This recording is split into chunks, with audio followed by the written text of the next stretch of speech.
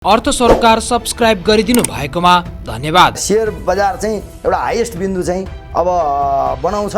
यसले चाहिँ निश्चित रूपमा एउटा उच्च बिन्दु चाहिँ चुम्छ र त्यो अवस्थातर्फ बजार गइराखेको देखिन्छ। शेयर बजारतर्फ पनि जो लगानीकर्ताको अहिले एउटा फ्लो यता भइराखेको छ, त्यसले गर्दा यसले पनि अल टाइम ब्रेक त्यो हाई अस्ति 3200 को ब्रेक गर्छ, त्यसमा कुनै शङ्का लाग्दैन। कोरोनाको कारण चुनाव भएन भने झन् कोरोनाले अरू क्षेत्रको व्यवसाय ठप्प भएर फेरि पैसा आउने एउटा चलायमान बजार शेयर बजारै हुन्छ। शेयर बजारमा चाहिँ प्रशस्त अहिले पनि एउटा क्यापिटल गेनको पनि प्रशस्त सम्भावना छ र डिभिडेन्डले पनि भोलिका दिनमा शेयर बजारको लगानी चाहिँ अहिलेको उसमा त्यो सर्ट टर्म घटे पनि अन्ततः दीर्घकालीन रूपमा फाइदै हुने देख्छु। मैले नयाँ प्रवेशीले कुन शेयर फन्डामेन्टल रूपमा ठिक छ र कुन ठिक छैन भन्दा पनि कुन शेयर चाहिँ दिनको 10% 8-10% बढाएको छ भनेर हेरेर ट्रेन गर्ने जुन कुरा आयो, त्यो टेक्निकल कुराले अस्तिको 3200 बजार पुग्यो। जब सम्झौता तोडिन्छ त्यसमा चाहिँ एउटा उचित क्षतिपूर्ति माग्ने एउटा अवस्था रहन्छ। सम्झौता तोड्यो भने क्षतिपूर्तिको व्यवस्था रहन्छ र त्यो अन्तर्गत चाहिँ अब ढाकाको कम्पनी, बङ्गलादेशको कम्पनी र नेपालको कम्पनी बिच चाहिँ यो इन्टरनेसनल कोर्टमा जानुपर्ने अवस्था बन्छ। बङ्गलादेश र नबिलमा मर्ज हुन्छ, किनभने यो विवाद त्यो हुँदा पनि होइन, त्यसको शेयर जसको नाममा भए पनि आएर नबिलमा मर्ज हुने हो एनबी ग्रुप होइन। त्यो ग्रुपले हरेक कम्पनीमा लफडा मात्रै गर्छ। उसले लिगल्ली लफडा गरेर त्यो शेयर चाहिँ आफूसँग राख्ने र कम्पनीले आफ्नो पकडमा राख्ने। उसले चाहे नेसनल हाइड्रो पावरमा त्यो व्यवहार देखायो। नेपालको हरेक व्यक्तिले चाहिँ चाहे त्यो तपाईँ राजनीतिमा हेर्नुहोस् होइन, चाहे व्यापारमा हेर्नुहोस्, सबैले आफ्नो प्रभुत्व जमाउनु खोज्छ। बङ्गलादेश ब्याङ्कका लगानीकर्तालाई पुँजी बजारको हिसाबमा र एउटा कम्पनीको लगानीको दीर्घकालीन लगानीको हिसाबमा पनि घाटा छैन आफै। उहाँहरू चाहिँ एउटा संविधानको धारा 17 पनि समातेर होइन, अब राष्ट्र ब्याङ्कले चाहिँ मेरो एउटा फन्डामेन्टल राइट सम्पत्ति उपयोग गर्न पाउनेमा हनन गर्यो भनेर जानुभएको छ। कोही 4/12 ऋण लिने व्यक्ति जानुभएको छ भने यो मुद्दा अलिकति स्ट्रङ बन्न सक्छ। फन्डामेन्टल रूपमा 10% डिभिडेन्ड पनि दिएको छ। हाइड्रो पावर राम्रो छ, त्यसको ग्रुप पनि राम्रो छ होइन। अब नामै लिँदा चाहिँ हामीले अहिले भन्न सक्छौँ जस्तो चिलिमे होइन, बुटवल पावर, यस्ता कम्पनी अन्डर भ्यालुमा भएर बसिया छ। बढेको बेलामा ती सेयर लिनु भने फन्डामेन्टल रूपमा तपाईँलाई घाटा हुँदैन। पैसा भने चाहिँ एउटा तपाईँको तरलता भन्छ नि, त्यो जता नाफा हुन्छ त्यतै जाने हो। हेर्नुहोस्, अब बिजनेस टेलिभिजन र अर्थ सरोकार.com मार्फत हामीलाई हेरिरहनुभएका दर्शक र देशका विभिन्न रेडियो स्टेसनहरू मार्फत हामीलाई सुनिरहनुभएका आदरणीय श्रोता, मार्केट टकको यो नयाँ श्रृङ्खलामा तपाईँलाई स्वागत छ। म सुरज प्याकुरेल। दर्शकहरू, यो कार्यक्रममा हामी नेपाली पुँजी बजारका विविध विषयमा चर्चा परिचर्चा र बहस गर्छौँ। आजको श्रृङ्खलामा हामीसँग अधिवक्ता कञ्चन कृष्ण न्यौपाने हुनुहुन्छ र उहाँसँग हामी नेपाली पुँजी बजारका पछिल्लो अवस्थाका विविध विषयलाई लिएर कार्यक्रममा चर्चा परिचर्चा र बहस गर्छौँ। केही समय अगाडि मात्रै उहाँले अब बजार बढ्ने बेला आयो भनेर भन्नु पनि भएको थियो र बजार त्यसपछि निरन्तर रूपमा बढी पनि रहेको छ र आज पनि बजारको बढोत्तरीसँगै आजको कार्यक्रममा हामी उहाँलाई प्रस्तुत गर्दैछौँ। आउनुहोस् उहाँलाई कार्यक्रममा स्वागत गरौँ। कञ्चनजी, स्वागत छ कार्यक्रममा। हजुर, धन्यवाद। मलाई अझै पनि सम्झना छ, अलि अगाडिको बुलको कुरा हो होइन, लगभग यो चाहिँ बियरिसको अन्त्य भयो, अब बजार माथि जान्छ भनेर तपाईँसँग भएको अन्तर्वार्ता पछाडि एकदम मजासँग बजार अगाडि पनि बढ्यो होइन, बजार रेगुलर बढ्यो। यो केही समयको घटोत्तरीपछि फेरि तपाईँले एउटा प्रसङ्गवश चाहिँ अब बजार माथि जाने ठाउँ चाहिँ अब आयो भन्नुभएको थियो, त्यसपछि बजार बढिरह्यो होइन। त्यो भएको हुनाले पनि तपाईँ एकदम पुरानो अनुभवी लगानीकर्ता पनि हुनुहुन्छ, अहिलेको यो बजारलाई कसरी लिनु भएको छ? म चाहिँ एउटा सुरुदेखिको सेयर बजारमा लगानी गर्ने अवसर भएको लगानीकर्ता भएको भएर मैले चाहिँ 57 सालको बुल पनि देखेँ, त्यसपछिका बेयरिस ट्रेन्ड पनि बिहोरेँ। त्यसपछि हेर्नुहोस्, अब यो 65 सालको बुम भयो होइन, फेरि बेयरिस भयो, फेरि 73 साल बुम भयो, फेरि बेयरिस भयो। अहिले यो एउटा बुलिस ट्रेन्ड जुन आइराखेको छ, सम्पूर्ण एउटा सेयर बजारमा हरेक सेक्टर जब एउटा चरम बिन्दुमा पुग्दैन, सेयरका भाउ अलि माथि पुग्दैन, त्यसलाई एउटा कम्प्लिटली बुल हामी मान्न सक्दैनौँ। र अस्ति तपाईँको सेयर बजार चाहिँ जब एउटा 73 पछि चाहिँ घटेर फेरि चाहिँ तल्लो बिन्दुमा थियो र हामीले चाहिँ अब यो सेयर बजार कुन दिन पिकअप लिन्छ भनेर भनिराख्यौँ। र जब पिकअप लिँदै आयो, हेर्नुहोस् अस्ति राम्रोसँग चाहिँ एउटा लगानीकर्ताको पनि यहाँ सहभागिता थियो र बजार आफ्नै गतिमा स्मुथली त्यो अप ट्रेन्डमा गइराखेको थियो। त्यही बेलामा चाहिँ अब राष्ट्र ब्याङ्कबाट चाहिँ एउटा जुन मार्जिन कर्जाको सीमा एउटाको कुरा आयो 4/12 को, त्यसले पनि बजारलाई प्रभाव पर्यो र धितोपत्र बोर्डले त्यो जुन 51वटा कम्पनी पब्लिस गर्यो, त्यसले गर्दा पनि मनोवैज्ञानिक रूपमा लगानीकर्तालाई एउटा प्रभाव पर्यो र त्यो प्रभाव पर्दा पनि त्यहाँ के थियो भन्दा सीमित कम्पनी बाहेकको सेयर उछालिया पनि थिएन, तल्लो बिन्दुमै थियो। त्यसकारण फेरि पनि बजार बढ्छ भन्ने म लगायत आम लगानीकर्ता, पुराना लगानीकर्तादेखि लिएर धेरै मान्छेको त्यो एउटा आङ्कलन पनि थियो र अहिले त्यही गतितर्फ बजार गइरहेको छ हैन।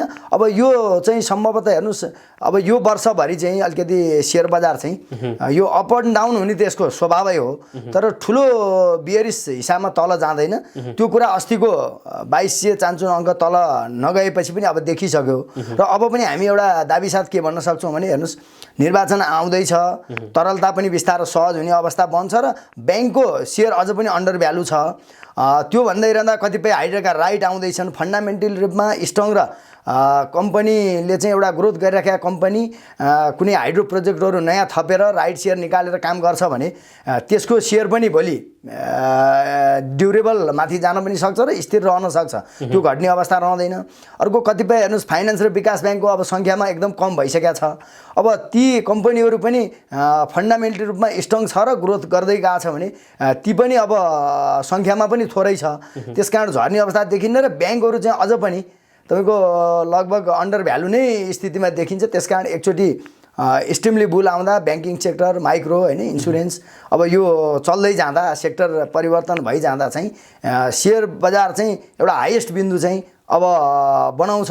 यसले चाहिँ निश्चित रूपमा एउटा उच्च बिन्दु चाहिँ चुम्छ र त्यो अवस्थातर्फ बजार गइराखेको देख्छ। तपाईँले पनि भन्नुभयो धेरैजना लगानीकर्ताको अहिलेको एउटा भनौँ न त्यो जिज्ञासा चाहिँ के छ भने जुन चाहिँ झन्डै 3200 को पिकमा पुगेर बजार फर्किएको थियो, त्यो अल टाइम हाई रेकर्ड चाहिँ ब्रेक गर्न सक्ने सम्भावना कतिको छ वा छैन वा के छ भनेर धेरैजनाले सोध्नु भएको छ नि। हेर्नुहोस्, अहिलेको पाली चाहिँ त्यो जुन 3200 को बिन्दु छ नि, त्यो चाहिँ बिचमै जुन अल टाइम हाई हामीले नै 3500-3600 को बिन्दु बनाउँछ भनेको थियौँ। अब एक्ज्याक्टली सबैले भन्न सक्दैन, त्यसमा चाहिँ 3200 हुँदा पनि त्यो स्वाभाविकै हो हैन, 3500-3600 नै भन्ने कुरा हुँदैन। तर त्योभन्दा माथि जाने प्रशस्त आधारहरू पनि थिए र आम लगानीकर्ताको नम्बर अफ इन्भेस्टर चाहिँ धेरै सहभागी भएको छ। विभिन्न क्षेत्रबाट मान्छेहरू बजारमा प्रवेश गरिराख्नु भएको छ र हेर्नुहोस्, पढे लेखेका र विभिन्न अब एउटा रोजगार पेसा व्यवसायमा भएका मान्छे पनि बजारमा आउनु भएको छ। र नेपालको सेयर बजारमा एउटा हामीले बुझ्नुपर्ने कुरा के छ भन्दा कहिले पनि अर्थतन्त्रको यो ब्यारोमिटर हो, तर नेपालको सेयर बजार अर्थतन्त्रका फन्डामेन्टल उसँग चाहिँ कहिले पनि तुलना भएर गएका छैनन्। अब हामी चाहे त्यो भूकम्प पछिको बजारलाई हेरौँ हैन, अब चाहे चाहिँ नाकाबन्दी पछिका बजार हेरौँ, जहिले पनि एउटा चाहिँ आर्थिक रूपमा देशमा आर्थिक गतिविधि जब कम हुन्छन् त्यो बेलामै बजार बढे अवस्था छ। र अहिले पनि हेर्नुहोस्, अब कोरोनाले गर्दा पनि एउटा आर्थिक गतिविधि लगभग अलि अगाडि त ठप्प प्राय भयो र अब पनि त्यहीतर्फ गइराखेको छ। र अर्को कुरा, यहाँ चाहिँ एउटा उद्योग कल कारखाना व्यवसाय छैनन्।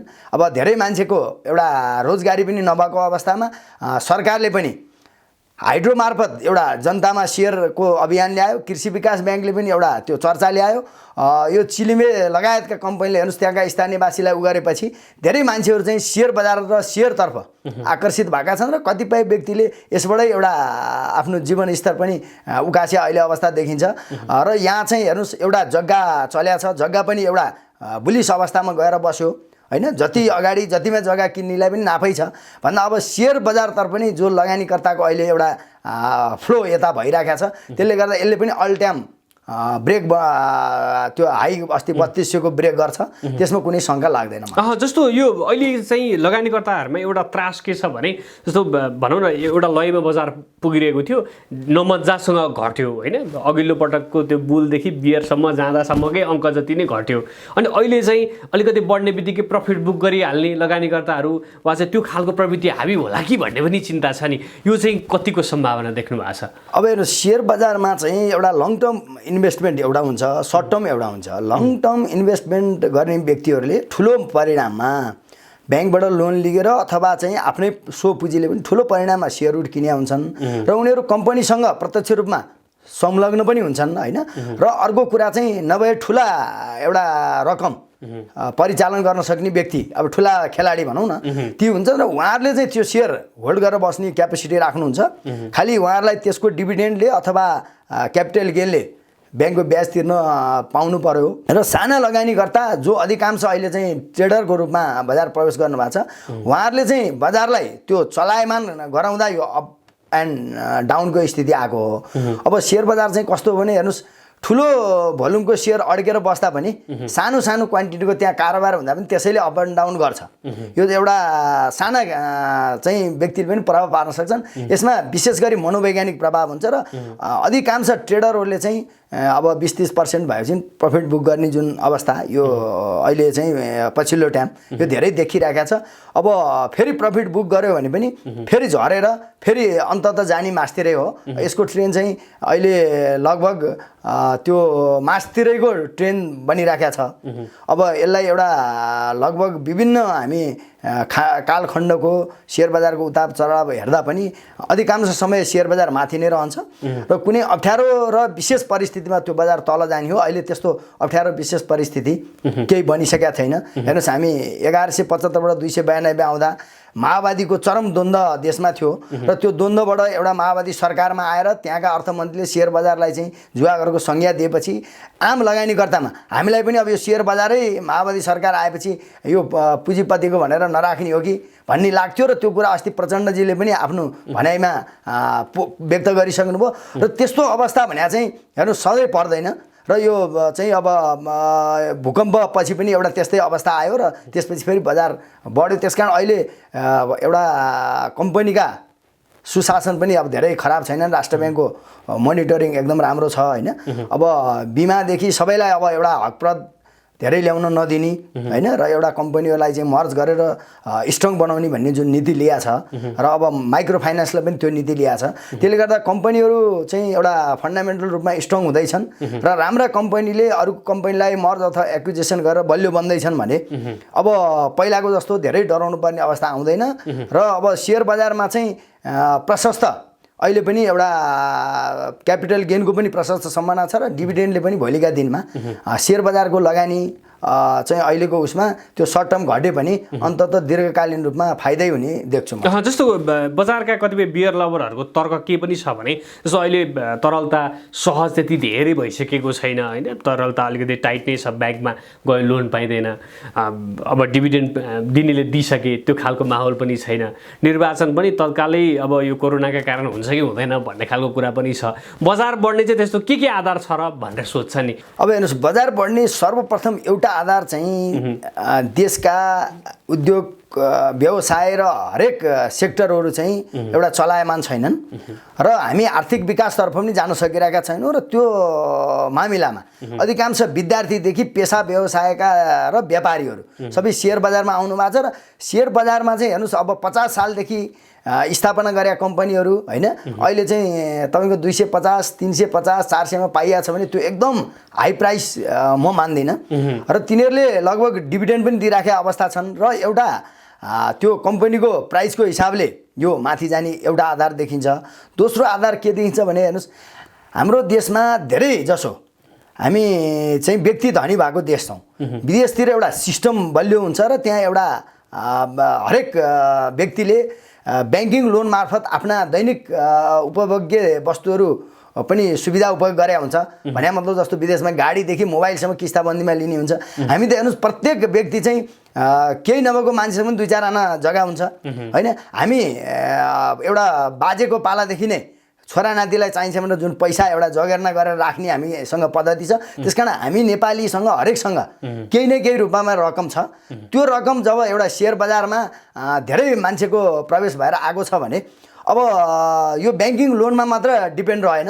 यसको पछिल्लो उदाहरण त हेर्नुहोस्, हामीले 4-12बाट बजार जुन तल गयो, फेरि जुन बजार सम्हालेर आयो, अब 4-12को नीति त बदलिया छैन, तैपनि बजारमा एउटा लगानीकर्ता र सेयरको कारोबार भएको भएर अब यो चाहिँ हराउनेवाला छैन। दुईटा त्यो देखिन्छ। र तेस्रो कुरा हेर्नुहोस्, अब कोरोनाको कारण चुनाव भएन भने झन् कोरोनाले अरू क्षेत्रको व्यवसाय ठप्प भएर फेरि पैसा आउने एउटा चलायमान बजार सेयर बजारै हुन्छ एउटा त्यो अवस्था देखिन्छ र चुनाव हुँदा पनि मैले अघि नै भने जस्तो हेर्नुहोस् यहाँ व्यक्ति धनी भएको छन् भोलि नेतृत्वका मान्छेहरूले हरेक हिसाबबाट त्यो जम्मा गरे पैसा त्यो चाहिँ ब्याङ्किङ च्यानलमा गएको पनि हुँदैन त्यो पैसा भोलि फेरि बजारमै आउँछ त्यसले तरलता पनि सहज हुन्छ र अब चुनाव पनि एउटा संवैधानिक हिसाबमा चाहिँ 5 वर्ष भनेर त्यो संविधानले स्पष्ट गरे भएर 5 वर्षभित्र त चुनाव नगरी सुखै छैन त्यो त संवैधानिक सङ्कट आउँछ 5 वर्षभित्र त चुनावको प्रक्रिया सुरु गर्नु पर्यो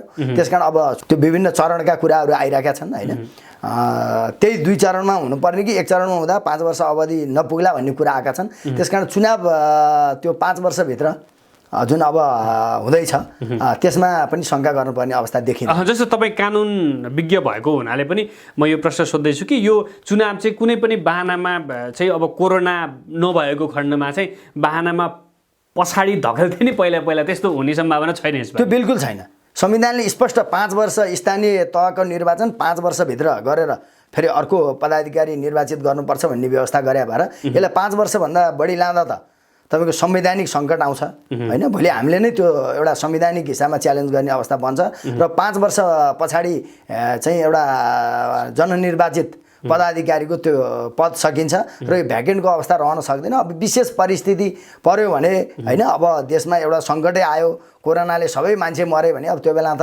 एउटा कानुन त भए पनि अब व्यवहारिक हिसाबमा केही समय जाला त्यो छुट्टै कुरा भयो तर कानुन त जान मिल्दैन तर यसरी पनि लिन सक्यो कि अब कोरोना आयो भने तपाईँले भने जस्तै कोरोनाकै कारण बजार बढ्ने सम्भावना पनि भयो कोरोना भएन र निर्वाचन भयो भने निर्वाचनका कारण बजार बढ्ने नै सम्भावना बजार चाहिँ डेफिनेटली माथि जाने नै सम्भावना देखिन्छ त्यसमा अर्को कुरा हेर्नुहोस् म धेरैवटा बियरिस र बुलिस ट्रेनमा बिहोरेँ हरेक बुलमा एउटा टेक्निकल कुराले बुल बनिएको छ जस्तो 65 सालको बुलमा तपाईँको हेर्नुहोस् अहिलेका ठुला ब्याङ्क जस्ता एभरेस्ट नबिल होइन तपाईँको चार्टर ब्याङ्कहरूका सेयरहरू चाहिँ जम्मा 20% पब्लिकमा थिए ती 30% पनि थिएनन् र ती सेयर पनि सीमित व्यक्तिका हातमा थिए र तिनै कम्पनीहरूले लिड गरेर कतिपय ब्याङ्कहरू त अब भर्खर हेर्नुहोस् 50 करोडबाट 80 करोड 1 अरब पुँजी पुर्याउने भनेर 2 अर्बको कुरा आएको थियो र राइट सेयर आउने कुरा आयो त्यसले गर्दा ती सेयरको सप्लाई पनि कम थियो र डिमान्ड हाई थियो त्यसकारण बुलिस बन्यो 1175 अब पछिल्लो यो 72 सालको भूकम्पपछि 73 को बुल कसरी बन्यो भने म टेक्निकल कुरा गर्दैछु कतिपय सेयरहरू हाम्रै सेयरहरू डिमान्डमा थिएनन् सेयरहरू फिजिकल थिए डिमान्ड गर्न त्यहाँ महिनौ लगाइदिन्थ्यो हेर्नु सर्टिफिकेट कुनै एउटा कम्पनीमा सम्पर्क भएका र ठुला खेलाडीका बाहेक सेयर डिमान्डमा थिएनन् आम पब्लिकका सेयर घर घरमा त्यो सर्टिफिकेट थिए ती सेयर डिमान्डमा महिनौ भएर हालेर ती कम्पनी उछालेर माथि लगे र अहिले पनि हेर्नुहोस् फन्डामेन्टल रूपमा स्ट्रङभन्दा साना कम्पनी किन कर्नरिङ भइरहेका छन् भने साना कम्पनीको सेयर धेरै छैनन् सीमित व्यक्तिसँग छन् ती सेयर चाहिँ उनीहरूले सप्लाई दिँदैनन् र डिमान्डमा चाहिँ आम इन्भेस्टर अब बजार प्रवेश गरे र उहाँहरूले एउटा के पनि बुझ्नु भएन भने नयाँ प्रवेशीले कुन सेयर फन्डामेन्टल रूपमा ठिक छ र कुन ठिक छैन भन्दा पनि कुन सेयर चाहिँ दिनको 10% 8-10% बढाएको छ भनेर हेरेर ट्रेन गर्ने जुन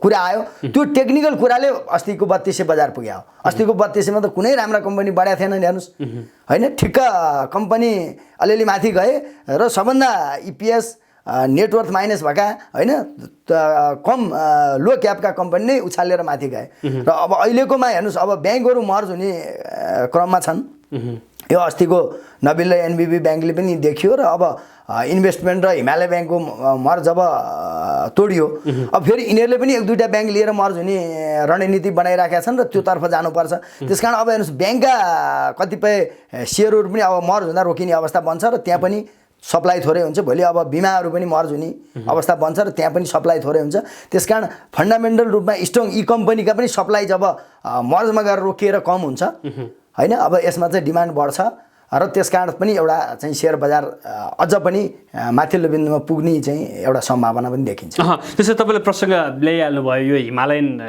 ब्याङ्क र नेपाल इन्भेस्टमेन्ट ब्याङ्कको मर्जर जसरी साधारण सभाले अस्वीकृत गरेपछि तोडियो होइन धेरैजनाको शङ्का छ अहिले यो मुद्दा मामिला पनि परिरहेको छ यो नबिल ब्याङ्क लिमिटेड र नेपाल बङ्गलादेश ब्याङ्क लिमिटेडको एक्विजिसन प्रोसेसमा अदालतले चाहिँ तत्काल कसैलाई सेयर नबेच्नु भनेर एउटा आदेश पनि जारी भएको छ तपाईँ कानुन विज्ञ भएको नाताले मैले यो अन्तर्वार्तालाई यो अपर्च्युनिटीको रूपमा सोधिहालेँ तपाईँलाई। यो खास मुद्दा चाहिँ के हो र के हुने सम्भावना छ, अलि हामी जेनरल पब्लिकले पनि बुझ्ने भाषामा भनिदिनुहोस् न। अब हेर्नुहोस्, मुद्दा चाहिँ तपाईँको के छ भन्दा एउटा कानुन हो त, कानुन विपरीतका कुनै काम गर्यो भने चाहिँ अदालत मार्फत त्यसलाई सच्याउने प्रक्रिया हो। र अहिलेको यो जुन बङ्गलादेश ब्याङ्कको सेयर विवाद प्रकरण छ, अब हाम्रो विनोद चौधरीजी र दुगडहरूको होइन, उहाँहरू दुइटै एउटा स्ट्रङ चाहिँ नेपालका व्यापारिक घराना र ग्रुप हुन् र उहाँहरूको त्यो ब्याङ्क लिने इन्ट्रेस्ट त स्पष्ट देखिन्छ दुइटाले सम्झौता गरे बाट। र म एउटा कानुनको हिसाबले, कानुनको विद्यार्थीको हिसाबले के भन्न सक्छु भने हेर्नुहोस्, बङ्गलादेशको जुन आइसिएफसी ब्याङ्क ढाकाले चाहिँ बङ्गलादेश ब्याङ्कमा लगानी भयो, यो वैदेशिक लगानी ऐन अन्तर्गत अब ब्याङ्क तथा वित्तीय संस्थाले, विदेशी ब्याङ्क वित्तीय संस्थाले नेपालको ब्याङ्क वित्तीय संस्थामा लगानी गर्न पाउने त्यो कानुन अन्तर्गत यो लगानी भएको हो। यो कुनै एउटा त्यहाँको बङ्गलादेशको व्यक्तिको पनि लगानी होइन र यहाँको कुनै एउटा कम्पनीमा विदेशी कम्पनीले लगानी गरेको छ भने वैदेशिक एग्रिमेन्ट चाहिँ हेर्नुहोस्, यो वैदेशिक कानुन पनि यसमा अन्तर्राष्ट्रिय कानुन पनि लागू हुन्छ। किनभने ढाका भने चाहिँ बङ्गलादेशको कम्पनीले नेपाली कम्पनी अथवा नेपाली कम्पनीलाई सेयर खरिद बिक्री गर्दा उसले बङ्गलादेशमै बसेर यहाँ चाहिँ एउटा क्यापिटल गेन तिरेर पनि गर्न सक्छ। त्यो अन्तर्गत उहाँहरू गएर एग्रिमेन्ट गर्नुभयो र त्यो एग्रिमेन्ट गरिसकेपछि पहिलो जुन एग्रिमेन्ट केएल दुगुडो ग्रुपकोमा भएको थियो त्यो चाहिँ उहाँहरूले तोडिदिनु भयो। जब सम्झौता तोडिन्छ त्यसमा चाहिँ एउटा उचित क्षतिपूर्ति माग्ने एउटा अवस्था रहन्छ। सम्झौता तोड्यो भने क्षतिपूर्तिको व्यवस्था रहन्छ र त्यो अन्तर्गत चाहिँ अब ढाकाको कम्पनी, बङ्गलादेशको कम्पनी र नेपालको कम्पनी बिच चाहिँ यो इन्टरनेसनल कोर्टमा जानुपर्ने अवस्था बन्छ। र यहाँको अदालतले त अस्ति खालि बङ्गलादेश ब्याङ्कलाई चाहिँ उहाँहरूले विपक्षी बनाएर मुद्दा हाल्नुभयो। बङ्गलादेश ब्याङ्क त हाम्रो नेपालको कानुन कम्पनी अन्तर्गत भएको हो र बङ्गलादेश ब्याङ्कलाई चाहिँ यो सेयरको चाहिँ अहिलेलाई तत्काल नामसारी नगर भने हो। अब यो नामसारी गर्ने प्रक्रियामा आइसकेका छैन होइन। अब यो खरिद बिक्री को चाहिँ एउटा कागज मात्र भएको कुरा हो र यसलाई चाहिँ भोलि एउटा अन्तर्राष्ट्रिय रूपमा मुद्दा परेर गयो भने त मैले भन्न सक्दिनँ। नेपालको अहिलेको कानुनले चाहिँ आइसिएफसी र चौधरी बिचको डिलिङलाई रोक्न सक्छ जस्तो मलाई लाग्दैन। उस्तै पर्यो भने चाहिँ जस्तो दुगड ग्रुप पनि तपाईँले भने जस्तै सानो घराना त होइन भने चाहिँ दुवैजना चाहिँ अन्तर्राष्ट्रिय अदालतसम्म जान सक्ने सम्भावना चाहिँ रह्यो। त्यो त जानुपर्ने अवस्थै भन्छ। उहाँहरूले अब लडाइँ जारी राख्ने हो भने कानुनी लडाइँ होइन, यहाँबाट त्यो हुँदैन। र अहिले चाहिँ धेरै म पनि सुन्छु होइन, बङ्गलादेशको मर्ज के हुन्छ भन्दा हेर्नुहोस्, अब बङ्गलादेश त नबिलमा मर्ज हुन्छ किनभने यो विवाद त्यो हुँदा पनि होइन, त्यसको सेयर जसको नाममा भए पनि आएर नबिलमा मर्ज हुने हो होइन। अब मर्ज भए चाहिँ त्यो सेयर चाहिँ त्यो पार्टी आइसिएफसी ढाकाले कसलाई बेच्छ र कसले किनेर ल्याउन सक्छ भन्ने कुरा चाहिँ उहाँहरूको एग्रिमेन्ट र बिक्रीकर्ताको, खरिदकर्ता र बिक्रीकर्ताको त्यो आपसी दुईटाको उभो। अब यसलाई चाहिँ राष्ट्र ब्याङ्क लिएर अब नबिल ब्याङ्कले त एउटा एप्रुभ गरेर होइन उदिने हो र यसमा अब राष्ट्र ब्याङ्कले पनि यो मर्जरलाई सफल गराउन सुरुदेखि छलफल भएको भएर यसमा चाहिँ चौधरी ग्रुपलाई नै अलिकति त्यो सहयोग गरिराखेको जस्तो पनि बुझिन्छ। त्यसकारण यो मर्जर चाहिँ असफल होला जस्तो चाहिँ मलाई लाग्दैन। जस्तो एउटा तर्क के पनि छ भने जस्तो दुगड ग्रुपले मुद्दा हाल्नु भएको छ होइन, दुगड ग्रुपले चाहिँ त्यो सेयर हामीलाई बेच्ने सहमति भएको थियो भन्नुको अर्थ चाहिँ दुगड ग्रुपले नेतृत्व गरेको सनराइज ब्याङ्क लिमिटेड चाहिँ कतै न कतै बङ्गलादेश ब्याङ्क हुँदै नबिल जाने एउटा प्रक्रियामा थियो कि भन्ने खालको कुरा पनि छ नि। अब हेर्नुहोस्, बङ्गलादेश ब्याङ्कलाई त एउटा शाखाको हिसाबमा पनि र पुरानो ब्याङ्कको हिसाबमा अब दुवै ग्रुपले लिन खोजेकै हुन् होइन। अब बङ्गलादेश ब्याङ्कभित्र पनि हेर्नुहोस्, यो स्पष्ट मैले भन्न सक्छु, जितबहादुरहरूको यो जुन एन कम्पनी छ नि बङ्गलादेश ग्रुप, पहिला चाहिँ उहाँहरूले राम्रो कम्पनीहरू चलाउनु एनबी ग्रुप होइन, त्यो ग्रुपले हरेक कम्पनीमा लफडा मात्रै गर्छ। उसले लिगल्ली लफडा गरेर त्यो सेयर चाहिँ आफूसँग राख्ने र कम्पनीले आफ्नो पकडमा राख्ने। उसले चाहे नेसनल हाइड्रो पावरमा त्यो व्यवहार देखायो, हेर्नुहोस् अहिले यसमा देखाएको छ हरिसिद्धिदेखि उसले सबैमा देखाउँछ। र यसमा उसले अहिले पनि यो बङ्गलादेश ब्याङ्क चाहिँ नजाओस् होइन, अब दुगड मार्फत आफ्नै उसमा रहोस् भन्ने उसको इच्छा हुनसक्छ। त्यो मार्फत दुगडसँग उसले आफै मिलाएर डिल गराएको पनि हुनसक्छ होइन। र यो बङ्गलादेश ब्याङ्क त अब कुनैमा मर्ज नभई टिक्न सक्दैन।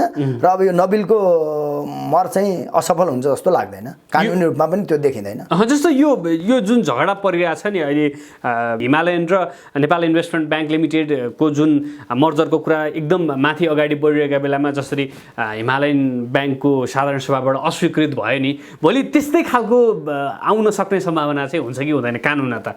यस्तो हेर्नुहोस्, अब मर्जलाई असफल गराउने चाहिँ राष्ट्र ब्याङ्कबाट जब एमओयू गरेर राष्ट्र ब्याङ्कमा मर्जको लागि कुनै पनि कम्पनी जान्छन् र राष्ट्र ब्याङ्कले पनि मर्जलाई चाहिँ अहिले प्राथमिकता दिइराखेको भएर राष्ट्र ब्याङ्कले मर्जलाई सहयोग नै गर्छ र तिमी डिमर्ज नगर भन्छ। हामी यो कति माइक्रो फाइनेन्समा पनि देख्छौँ होइन। डिमर्ज हुने स्थिति कसरी आउँछ भने जब दुईटा कम्पनी बीच विवाद आउँछ होइन, त्यो दुईटा कम्पनी बीच मर्जको त्यहाँ डिमर्ज हुने स्थिति आउँछ र डिमर्ज गर्ने अन्तिम उपाय नै साधारण सभा हो। किनभने वैधानिक रूपमा त्यो मर्जको लागि प्रस्ताव साधारण सभाले पास गर्नुपर्छ। जब साधारण सभाबाट त्यो प्रस्ताव अस्वीकृत हुन्छ राष्ट्र ब्याङ्कले पनि त्यसमा केही गर्न सक्ने अवस्था कानुन त बन्दैन। र अस्ति हिमालय ब्याङ्कको केसमा जब साधारण सभाले अस्वीकृत गर्यो भने अब त्यहाँ राष्ट्र ब्याङ्कले केही गर्न सक्ने अवस्था रहँदैन। सबभन्दा ठुलो निकाय भने चाहिँ साधारण सभा हो त्यो कम्पनीको लागि होइन। अब बङ्गलादेश र नबिल ब्याङ्कमा चाहिँ मलाई अब जहाँसम्म लाग्छ अब अहिलेको हिसाबमा नबिल ब्याङ्कमा त चौधरी ग्रुपको एकतर्फी नै छ होइन। अब बङ्गलादेश ब्याङ्कमा पनि हेर्नुहोस् एउटै समूहको धेरै सेयर भने त्यहाँ अब आइसिएफसीकै एउटा छ होइन। अनि अरू चाहिँ चौधरी ग्रुपको त्यहाँ कुन भित्री रूपमा होला हामीलाई थाहा हुने भएन, दुगल ग्रुपको भित्री रूपमा त्यहाँ अरू भने त एनबी ग्रुपको छ जितबहादुरहरू कम्पनीको होइन। र उहाँहरूले सक्ने भए त लफडा गर्नुहुन्थ्यो, उहाँहरूको थोरै पर्सेन्ट सेयर छ जस्तो लाग्छ। त्यसकारण अब यसमा त्यो कम्पनीबाटै मर्ज अस्वीकृत हुने कुरा चाहिँ नआउला भन्ने चाहिँ लाग्छ। त्यसमाथि अब यो एक्वायर भयो होइन, एक्वायरको सम्झौता भइसकेपछि अब साधारण सभाबाट अधिकार दिइसकेको छ र अहिलेको सञ्चालक समितिले एक्वायरको लागि सम्झौता गरिसकेपछि अब यसमा त एक्वायरको राष्ट्र ब्याङ्कले अनुमति दियो भने यो साधारण सभा जाने स्थिति नै बन्दैन, एक्वायर भइहाल्छ। यो भनेको मतलब चाहिँ यो सहज रूपमा हुन नदिन चाहिँ अघि तपाईँले भने जस्तै केही न केही तत्त्वहरूले चाहिँ भूमिका खेलि नै रहेको हुन्छ नि यस्तो ठाउँमा। यस्तो छ हेर्नुहोस्, नेपालको हरेक व्यक्तिले चाहिँ चाहे त्यो तपाईँ राजनीतिमा हेर्नुहोस् होइन, चाहे व्यापारमा हेर्नुहोस्, सबैले आफ्नो प्रभुत्व जमाउनु खोज्छ। त्यहाँ एउटा सर्वसाधारणका भन्दा पनि आफ्ना हितका कुरा हेर्छन् र त्यसकारण एउटा 50 सालदेखि होइन अहिले अब 78 सालसम्म 28-30 वर्षको कम्पनी आफ्नो हातमा रहोस् होइन, त्यहाँ मैले भने अनुसारको चलोस् भन्ने त्यो हिमालय ब्याङ्कको पनि अहिले त्यो देखिन्छ। अब बङ्गलादेश ब्याङ्क सबैको त्यो हुन्छ होइन। अब नबिलमा चौधरी ग्रुपको पनि त्यो छ। अब त्यो हुँदा के छ भने कति कम्पनी चाहिँ होल्डिङ छ त्यो अन्तर्गत भर पर्ने भएर त्यहाँ एउटा दुईवटा व्यक्तिले केही गर्न सक्दैन। अब मेजर सेयर धनीले त्यसलाई चाहिँ एप्रुभ गरेपछि त्यसमा चाहिँ हुँदैन होइन। अब अस्ति हिमालय ब्याङ्कमा त एउटा ग्रुपै लाग्यो र त्यो एउटा चाहिँ हाम्रो नागरिक लगानी कोष पनि लाग्यो भएर असफल भएको हो। सरकारै लाग्यो भन्ने यस्तो कुरा पनि सुनिएको थियो। अप्रत्यक्ष रूपमा त्यो भन्न सकिन्छ। अब नागरिक लगानीको सरकारको माता भएको भएर अब सबै यस्तो हुन थाल्यो भने त हेर्नुहोस् राष्ट्र ब्याङ्कको एउटा नीति पनि त्यो फेल खाने अवस्था बन्छ। नेपाल बङ्गलादेश ब्याङ्क र नबिल ब्याङ्क लिमिटेडको जुन एक्विजिसन प्रोसेस छ त्यसमा चाहिँ बङ्गलादेश ब्याङ्कका सेयर धनीहरूलाई घाटा भयो कि नाफा भयो? यदि यही 100:43 मा गयो भने चाहिँ के भयो भन्ने खालको चर्चा पनि छ। तपाईँ त यति लामो समयदेखि थुप्रैका मर्ज एक्विजिसन देखिसक्नु भएको छ, थुप्रैका चाहिँ त्यो सेयर होल्डर भएर त्यो नाफा पनि खाइरहनु भएको छ, कतिमा घाटा पनि भयो होला। यहाँ चाहिँ बङ्गलादेश ब्याङ्कका सेयर धनीहरूलाई नाफा छ कि घाटा छ? होइन, यसमा त निश्चित रूपमा बङ्गलादेशको सेयर धनीलाई नाफा छ। किनभने तपाईँको हेर्नुहोस् अब अहिलेको हिसाबमा पनि जुन 400 एराउन्ड बङ्गलादेशको सेयर थियो, 1100 चान्चुन चाहिँ नबिल ब्याङ्कको सेयर थियो, 43%ले त्यो हिसाबमा पनि बङ्गलादेशलाई फाइदा भयो। र भोलि भविष्यको हिसाबमा पनि बङ्गलादेशको भन्दा नबिलले होइन भोलि डिभिडेन्ड पनि राम्रो दिन सक्छ। नबिल ब्याङ्क आफैमा स्ट्रङ पनि छ र यसबाट रिजर्भमा जुन गएको पैसा हुन्छ होइन र अब त्यो चाहिँ यसको भ्यालुएसनबाट जुन स्वाइप रेसियोमा आएको पैसा त्यो पनि नबिलमा जाने भएर अर्को वर्ष पनि नबिलले राम्रै डिभिडेन्ड दिन सक्छ, बोनस सेयर डिभिडेन्ड होइन। त्यो चाहिँ फेरि बङ्गलादेश ब्याङ्कका नि सेयर धनीले पाएपछि त्यसको चाहिँ 43 रेसियो फेरि माथि पुगिहाल्छ होइन। र अब बङ्गलादेश ब्याङ्कका लगानीकर्तालाई पुँजी बजारको हिसाबमा र एउटा कम्पनीको लगानीको दीर्घकालीन लगानीको हिसाबमा पनि घाटा छैनन् आफै जस्तो तपाईँ कानुनको विज्ञ भएको हुनाले मैले अर्को एउटा प्रसङ्ग पनि अहिले एकदम हट टपिक भएको प्रसङ्ग निकालिहालेँ। यो 4/12 को नीति चाहिँ ठिक भएन भनेर केही लगानीकर्ता साथीहरू अदालत पनि जानुभएको छ, छलफलको लागि पनि बोलाएको छ अदालतले, होइन? यो मुद्दालाई चाहिँ कसरी हेर्नु भएको छ? राष्ट्र ब्याङ्क ऐन 2058ले राष्ट्र ब्याङ्कले चाहिँ ब्याङ्क तथा वित्तीय संस्थालाई नियमन, सुपरिवेक्षण, निर्देशन सबै गर्ने अधिकार राख्छ। यो राष्ट्र ब्याङ्कले चाहिँ यो सेक्टरमा यति % लगानी गर, होइन, जस्तो कृषिमा यो निर्देशन दिने अधिकार राष्ट्र ब्याङ्कलाई छ। यो अन्तर्गत 4/12 को नीति पनि तिमी यति लोन यो क्षेत्रमा नदेऊ भन्ने अधिकार राष्ट्र ब्याङ्कलाई छ। म एज अ एउटा लिगल हिसाबमा भन्दा यो राष्ट्र ब्याङ्कको अधिकार क्षेत्रभित्रको कुरा पर्छ। अब एउटा इन्भेस्टरको हिसाबमा 4/12 को नीति त्यो तत्कालीन अवस्थामा ल्याउनु हुन्न थियो भन्ने पक्ष पनि म हो। अब अहिले चाहिँ जुन साथीहरू अदालत जानुभएको छ उहाँहरूले चाहिँ एउटा संविधानको एउटा सम्पत्ति सम्बन्धी हक संविधानको धारा 17 मा छ र एउटा मैले चाहिँ ब्याङ्कबाट लोन लिएको थिएँ, यो लोन चाहिँ मैले पुरा समय उपयोग गर्न नपाई मलाई चाहिँ त्यो पैसा फिर्ता माग्यो भनेर त्यो व्यवहार खुलाएर उहाँहरू चाहिँ एउटा संविधानको धारा 17 पनि समातेर, होइन, अब राष्ट्र ब्याङ्कले चाहिँ मेरो एउटा फन्डामेन्टल राइट सम्पत्ति उपयोग गर्न पाउनेमा हनन गर्यो भनेर जानुभएको छ। कोही 4/12 को ऋण लिने व्यक्ति जानुभएको छ भने यो मुद्दा अलिकति स्ट्रङ बन्न सक्छ, होइन? कुनै अरू व्यक्ति जानुभएको छ भने चाहिँ 4/12 को नीति चाहिँ भोलि राष्ट्र ब्याङ्कको वकिलहरू आएपछि उहाँहरूले नि कुरा राख्नुहुन्छ यो हाम्रो कानुनी क्षेत्राधिकारभित्र छ भन्ने कुरा आउँछ। त्यसकारण यसमा अब भोलि सम्भवतः भोलि नै छ अन्तरिम, अब छलफल भयो भने अन्तरिम नहुनु पनि सक्ने पनि एउटा देखिन्छ, होइन? अब अहिले खासै भन्यो भने अब 4/12 को कुराले अब बजारलाई पनि त्यति असर अब परेन, होइन?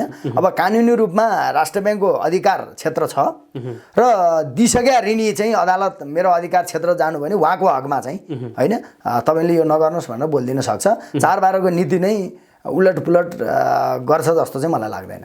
जस्तो धेरै लगानीकर्ताहरू जब बजार बढ्छ, होइन, घटेका बेलामा त यसै पनि कन्फिडेन्स डाउन भइहाल्यो, बढेका बेला कन्फिडेन्स चाहिँ हुन्छ, तर किनभने धेरै मूल्य बढिसक्यो यस्ता बेला कस्ता स्टक किन्ने, घटे बेला त यसै पनि कन्फिडेन्स भएन भन्ने खालको वर्ग पनि छ एउटा, होइन? यो बढेका बेलामा चाहिँ कस्ता स्टक कसरी छाड्ने, तपाईँले त धेरै लामो घटोत्तरी र बढोत्तरी देखिसक्नु भयो, यो बढेको बेलामा चाहिँ कस्तो स्टक किन्ने भनेर मैले सोधेँ भने तपाईँको उत्तर चाहिँ के हुन्छ? मेरो उत्तर के हुन्छ भन्दा हेर्नुहोस्, सेयर बजार जब बढेको बेलामा कुनै स्टक चाहिँ जस्तो हाइड्रो पावरमै फन्डामेन्टल रूपमा 10% डिभिडेन्ड पनि दिएको छ, हाइड्रो पावर राम्रो छ, त्यसको ग्रुप पनि राम्रो छ, होइन? अब नामै लिँदा चाहिँ हामीले अहिले भन्न सक्छौँ जस्तो चिलिमे, होइन, बुटवल पावर, यस्ता कम्पनी अन्डर भ्यालुमा भएर बसिया छ। बढेको बेलामा ती सेयर लिनु भने फन्डामेन्टल रूपमा तपाईँलाई घाटा हुँदैन। अब नाफा चाहिँ गर्नको लागि तपाईँले चाहिँ घाटामा गएका कम्पनी लिनुहुन्छ भने त्यो बढेको बेलामा त्यो रिस्क छ। अब घटेको बेलामा पनि हामीले सुझाव त राम्रै कम्पनी लिनुहोस् भन्छौँ, होइन? जब अब घटेको बेलामा चाहिँ अब अलिकति कम्पनी ग्रोथमा जाँदैछ अथवा त्यो सेयर चाहिँ भोलि माथि जाने देखिन्छ भने त्यो घट्या बेला त अलि नराम्रै लिए पनि त्यति घाटा हुने सम्भावना कम हुन्छ। इभन हामीले चाहिँ हेर्नुहोस् अब 100 रुपियाँका चाहिँ राइट सेयरहरू 68 रुपियाँ पनि देख्यौँ, बेच्यौँ, होइन? अब 1722 का सेयरहरू 68 रुपियाँ पनि भोग्यौँ। अब सेयर बजारमा यही हुन्छ भन्ने त निश्चित मापदण्ड छैन, तर बजार बढेको बेला चाहिँ जो बढाएर माथि लगाए कम्पनी भन्दा पनि एउटा त्यही सेक्टरका त्यो हाइड्रोका होस् अथवा ब्याङ्क होस्, बिमा होस्, अन्डर भ्यालु भएर राम्रो कम्पनी चलखेल नभएर बस्या हुन्छ, त्यस्तोमा लगानी गर्दा एउटा सुरक्षित हुन्छ। र अर्को चाहिँ फन्डामेन्टल रूपमा स्ट्रङ कम्पनीमा बढेको बेलामा पनि तपाईँले किन्यो भने त्यसको भोलि बोनस, होइन, अब कुनै राइट सेयर दिने कम्पनी बलियो छ भने पनि त्यो कम्पनीले ग्रोथ गरेको छ, त्यसमा सुशासन ठिक छ भने बढेको बेलामा तपाईँ राइट दिने कम्पनी लिनुभयो भने त्यो राइटले पनि भोलि प्राइस एडजस्टमेन्ट भएर आउँदा तपाईँलाई त्यो घाटा नहुन सक्छ। अब अरू चाहिँ तपाईँको मैले दुईटा भने, एउटा राम्रो बोनस दिने, एउटा फन्डामेन्टल स्टक र स्ट्रङ, र एउटा चाहिँ कुनै कम्पनी चाहिँ माथि नपुगिसकेको छ त्यो सेक्टर कम्पनी लुकेर बसिया छ। अब हामी कहाँ त अब 250 चान्चुन कम्पनी छन्, होइन? अब यहाँ चाहिँ के भने व्यक्तिहरूको आँखा जुन कम्पनी बढ्यो त्यो 2-4 वटामा परिराखेको हुन्छ, होइन? कहिले फलानु कम्पनी बुम बुम भनेर गएको हुन्छ, त्यस्ता सेयर चाहिँ बढेको बजारमा छिर्न चाहिँ लगानीकर्तालाई अहितकर हुन्छ भन्ने चाहिँ मलाई लाग्छ। जस्तो अहिले पछिल्लो समय बजारमा प्रवेश गरेकाहरूलाई चाहिँ तपाईँले अघि नै भने जस्तो त्यो 1700-1800 को स्टक चाहिँ तपाईँले 68 वा 100 रुपियाँभन्दा कममा बेचेको अनुभव जुन चाहिँ नयाँ खालको पनि हुनसक्छ। त्यस्तो केही घटनाहरू एक दुईवटा सम्झौँ न यो अन्तर्वार्ताका बिचमा। हेर्नुहोस्, अब यो 65 साल अगाडि चाहिँ यो अहिले चाहिँ तपाईँको यो जनता ब्याङ्क हुँदै ग्लोबलमा गयो। यो चाहिँ हाम्रो एउटा डेभलपमेन्ट ब्याङ्क थियो बुटवलतिरको, मैले कस्तो Siddhartha development bank, Siddhartha development bank चाहिँ बजारमा त्यो 680 तिर मैले पनि किनेको थिएँ, राम्रै भोल्युममा लिएको थिएँ। त्यो सेयर बढेर तपाईँको 1700 सम्म पुग्यो। अब हामीले पनि सेयर किन बेचेनौँ भने त्यसको 1 को 5 राइट थियो। 1 को 5 राइट आएर ऊ चाहिँ एउटा डेभलपमेन्ट ब्याङ्कबाट चाहिँ कमर्सियल ब्याङ्क बन्ने होइन उसको लक्ष्य थियो र त्यो अन्तर्गत चाहिँ हामीले 1 को 5 राइट आउँछ भनेर त्यो सेयर बेचिएन।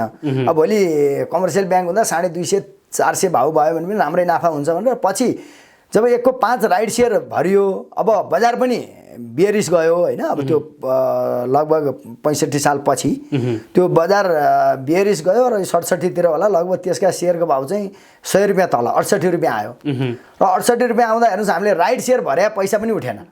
राइट सेयर 100 रुपियाँ भरेछ, सेयर बेच्न पायो भने 68 रुपियाँ। अनि मसँग एउटा क्यापिटल मर्चेन्ट ब्याङ्किङ थियो, मेरो जम्मै आइपिओ। तपाईँको त्यो बेलामा सबै आइपिओ पर्थ्यो। मैले त्यो 3.5 लाखको आइपिओ हालिदिएको थिएँ, सबै आइपिओ पर्यो। त्यसले राइट सेयर माग्यो, फेरि एक राइट सेयर पनि भरियो। त्यो राइट सेयर पनि भरेपछि तपाईँको 6-8 हजार किताब बोनस सहित आउँदा सेयर भएको थियो, त्यसले 10% बोनस पनि दिन्थ्यो। त्यो सेयर चाहिँ 1200 पुग्यो। म चाहिँ त्यो प्रमाणपत्र भेरिफाई गरेर बेच्न जानु पर्थ्यो, कुनै ब्रोकर कहाँ म लिएर गएँ। ब्रोकरले मलाई के भन्यो भने कञ्चन सर यो त माथि जान्छ, अहिले तपाईँ नबेच्नुहोस् भन्यो। अब पैसा भनेपछि अब सबैलाई लोभ लाग्छ। मलाई त मनगे नाफा भएको थियो, म बेच्न पनि गएको थिएँ। मेरो त्यो सिग्नेचर भेरिफाई गर्नलाई म दिएर यो सेयर स्टक बेच्दै भनेर गएको थिएँ, मलाई राम्रै नाफा पनि थियो। ब्रोकरले चाहिँ यो माथि जान्छ नबेच्नुहोस् भनेपछि मलाई पनि लोभ पलायो र मैले चाहिँ ल ठिक छ अब तपाईँ पछि फोन गर्नु होला होइन अनि बेचौँला नि त भने। एक दिन चाहिँ तपाईँको यो सेयर चाहिँ क वर्गमा जाने भनेर यसको एजेमा म पनि भाग लिएको थिएँ। एजेमा मैले मन्तव्य पनि व्यक्त गरेको थिएँ र त्यहाँका अध्यक्षहरूलाई मैले धन्यवाद पनि भनेको थिएँ। तपाईँहरू क वर्गमा जान आँट्नुभयो, तपाईँले अब बिजनेस ग्रोथ गर्नुहोस्, कम्पनीको नाम यही राख्नुहोस्। म दङ्ग थिएँ होइन, यो सेयर बजारमा यस्तो हुन्छ भन्ने आम लगानीकर्ताले बुझ्नुपर्ने कुरा छ। म पनि दङ्ग थिएँ, कम्पनी पनि राम्रो थियो, 10% दिइराखेको थियो। हेर्नुहोस्, कम्पनी चाहिँ राइट सेयर भर्दा त्यहाँको सिओले विभिन्न व्यक्तिका नामबाट पैसा निकालेर आफै राइट सेयर भरेछन् र विभिन्न चाहिँ नक्कली ऋणी खडा गरेर ती ऋणी मार्फत आफै ऋण लिएछन्। त्यो कुरा त हामीले बाहिर थाहा हुने कुरा भएन। कम्पनीले ग्रोथ गरिराखेको थियो, राम्रो थियो र राइट सेयर चाहिँ फेरि 1 को 2 राइट सेयर दिने कुरा आएको थियो र हामी चाहिँ ढुक्क भएर बसेका थियौँ। अब एक दिन चाहिँ कमर्सियल ब्याङ्क लिनलाई एप्रुभ खोज्न राष्ट्र ब्याङ्क गयो। राष्ट्र ब्याङ्कले त्यसमा नियमन गर्यो, त्यसको फाइल हेऱ्यो, यसले किन यति चाँडो ग्रोथ गरिरहेछ भन्दा त्यहाँ नक्कली ऋणीहरू भेट्यो र त्यो ब्याङ्क चाहिँ अहिले त्यो त्यत्तिकै छ, लिक्विडेसनमा गएको छ। अब त्यो लिक्विडेसन भएको छैन र त्यो कम्पनीको सेयर चाहिँ जब त्यो ब्याङ्क बन्ने अवस्थामा मलाई ब्रोकरले फोन गरेर त्यसको चाहिँ सेयरको भाउ चाहिँ त्यो लगभग 1500-1600 पुगेको बेला मलाई फोन गर्यो। ल सर अब चाहिँ सेयर बेच्ने भए बेच्नुहोस् है भनेपछि मैले भने अब यो त कमर्सियल ब्याङ्कमा म त सेयर बेच्दिनँ, मलाई बेच्नु मन लागेन। पछि हेर्नुहोस् अब कम्पनी गयो, कोल्याप्स भयो। अब अहिले मसँग यति प्रमाणपत्र छ, त्यो त्यत्तिकै छ होइन। अब अस्ति यो कम्पनी चाहिँ प्रभु ब्याङ्कले एक्वायर गर्ने भन्ने कुरा पनि आछ र भोलि कुनै दिन चल्ला र अहिले मेरो पैसा चाहिँ शून्य, मेरो चाहिँ 8 लाख रुपियाँ जति लगानी शून्यमा आयो। त्यो बेलाको 8 लाख, त्यो बेलाको 8 लाख होइन।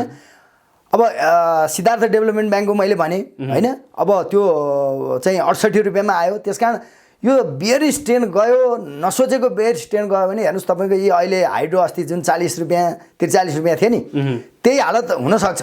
कम्पनी फन्डामेन्टल रूपमा गलत भएर पनि त्यो हालत हुन्छ र अर्को सेयर बजार धेरै बियरिस गयो भने अब अहिलेको चाहिँ म त्यो सम्भावना किन देख्दिनँ भने त्यो बेलामा राष्ट्र ब्याङ्कको पनि त्यति नियमन फितलो थियो, ब्याङ्क वित्तीय संस्था धेरै थिए।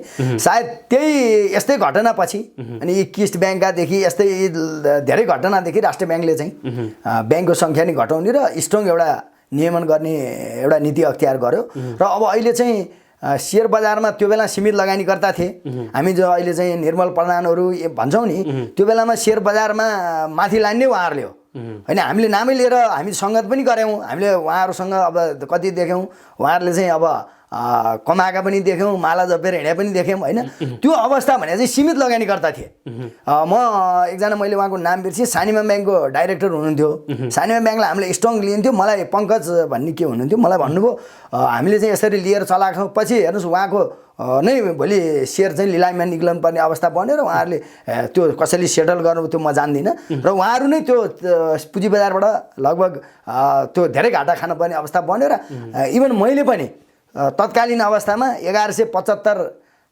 बाट सेयर बेचेर हामी फेरि यो 600-700 सेयर बजार छिरेका थियौँ र 292 आउँदा हामी नै त्यो चाहिँ ब्याङ्कका ऋण थेक्न मात्रै पर्ने अवस्था बन्यो र अर्को एउटा पेसा व्यवसाय भएर हामी चाहिँ म चाहिँ धन्न टिकेँ अहिलेसम्म होइन र बजारको धेरै उतार चढाव देखाएर बजारमा एकदम नराम्रा कम्पनीमा हौसिएर लगानी गर्नु चाहिँ नयाँ लगानीकर्ताको लागि भोलि त्यस्तै दिन आउला भन्ने पनि मैले यो एउटा आफ्नो अनुभव सुनाएँ होइन र अहिले चाहिँ धेरै लगानीकर्ता भएको भएर त्यस्तो अवस्था नआउला तैपनि एउटा फन्डामेन्टल रूपमा बलियो नभएका होइन सुशासन कमजोर भएका कम्पनी अहिले उछालेर माथि गएका कम्पनी किन्यो भने चाहिँ सेयर बजारबाट कमाइने मात्र होइन धेरै गुमाउने घर न घाटको हुने सम्भावना पनि देखिन्छ अन्त्यमा जस्तो यो नयाँ लगानीकर्ताहरू चाहिँ धेरै कुन बेला प्रवेश गर्दा रहेछन् भन्ने देखियो भने जब बजार अलिकति बढ्न थाल्छ अनि हौसिएर नयाँ लगानीकर्ताहरू ओहो पैसा त यहाँ पो कमाइ हुने रहेछ भनेर आइरहेका छन् होइन उनीहरूलाई चाहिँ के भन्नुहुन्छ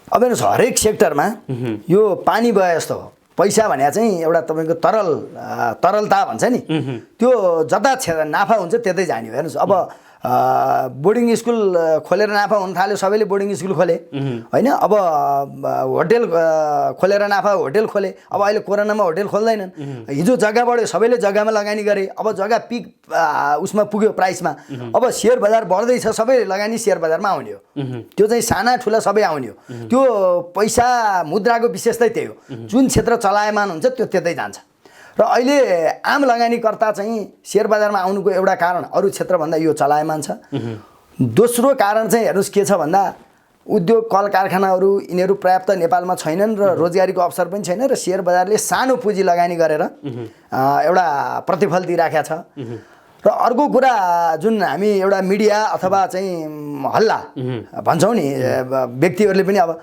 हेर्नुहोस् हिजो म सेयर बजारमा लाग्ने बेलामा काठमाडौँका कतिपय मान्छेले म सेयर कारोबार गर्छु भन्दा यो सेयर के हो भनेर सोध्नुहुन्थ्यो त्यो मान्छेमा चेतना थिएन अब अहिले गाउँ गाउँ हेर्नुहोस् तपाईँ एउटा चाहिँ टोल तपाईँ गाडीमा जानुहोस् होइन एउटा कलेजमा जानुहोस् हरेक मान्छेको गाउँमा जानुहोस् होइन सेयरले यहाँ कमाइन्छ अरे नाफा छ अरे अब हेर्नुहोस् कृषि विकास ब्याङ्कको सेयर चाहिँ 100 रुपियाँ हाल्नेले आज बोनस होइन कति खाँदै फेरि चाहिँ 400-500मा बेच्न पाइरहेका छन् हिजो चिलिमेका सेयर चाहिँ स्थानीयवासीले त्यहाँ करोडौँ कमाए होइन लाखौँ रुपियाँ कमाए अब हरेक जलविद्युतका स्थानीयवासीका सेयर बिकिरहेका छन् टेलिकमले त्यतिकै उल्याइदियो होइन अब अहिले पछिल्लो समय चाहिँ अब यो सेयर बजारमा जो मान्छे धेरै प्रवेश गर्नु भएको छ अब यो सबै हुइम देखेरै आउने हो र अब आम मान्छेलाई चाहिँ बजार घटेको बेलामा अझ घट्छ यो खत्तमै हुन्छ भन्ने एउटा मनोवैज्ञानिक त्रास हुन्छ त्यसकारण मान्छेहरू डराउनुहुन्छ र बढाए बेला अझ माथि जान्छ भनेर जुन उत्साहित हुनुहुन्छ